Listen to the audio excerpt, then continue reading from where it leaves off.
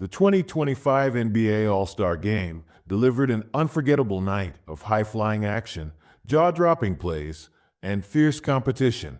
But it was none other than MVP Steph Curry who stole the spotlight, leading Team Shaq's OGs to a thrilling victory.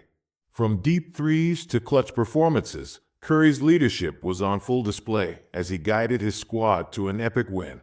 If you missed the action or want to relive the highlights, keep reading to see how this star-studded showdown unfolded. Alright, so here's the deal.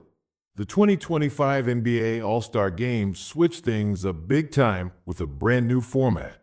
Gone were the days of the traditional East versus West matchup.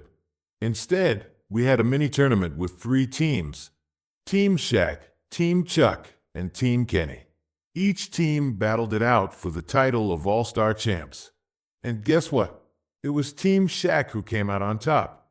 Steph Curry, the hometown hero, led the charge for Team Shaq, earning himself the MVP honors with a stellar performance. Curry dropped 12 points in the final, including some signature threes, and grabbed 4 rebounds. But he wasn't alone.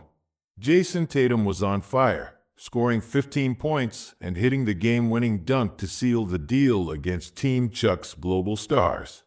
And of course, this wasn't Curry's first MVP win. He already snagged the award back in 2022. But this one, extra special.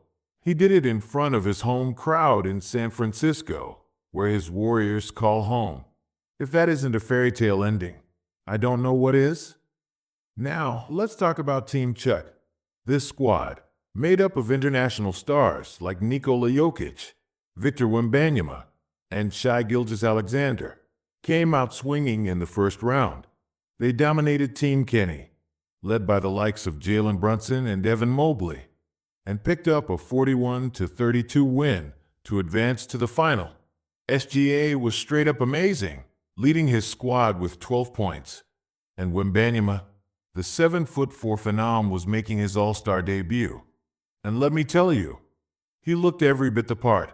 His defense and rebounding were off the charts. Can't wait to see more of him. Team Shaq didn't have it easy, though. In the semifinal, they faced off against Team Candace's Rising Stars, a squad made up of rookies and second-year players. It was a lot closer than we expected, but Damian Lillard came through with a deep three-pointer to secure the 42-35 victory for Team Shaq and send them to the final. And don't sleep on Team Candace. They gave Shaq's squad a real challenge. Lillard had to bail them out at the end, but they showed a lot of heart. This was a fun match to watch. But let's be real, not everyone was a fan of the new tournament format.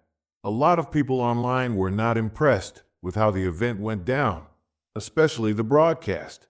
Between the long breaks and the random commercial interruptions, including a lengthy tribute to the TNT crew, the pacing was all over the place. Even Draymond Green had some words about the format during the TNT broadcast. A lot of fans felt like the game spirit was lost in all the fluff. And let's not even talk about the endless banter from Kevin Hart, which, well, didn't exactly add to the excitement.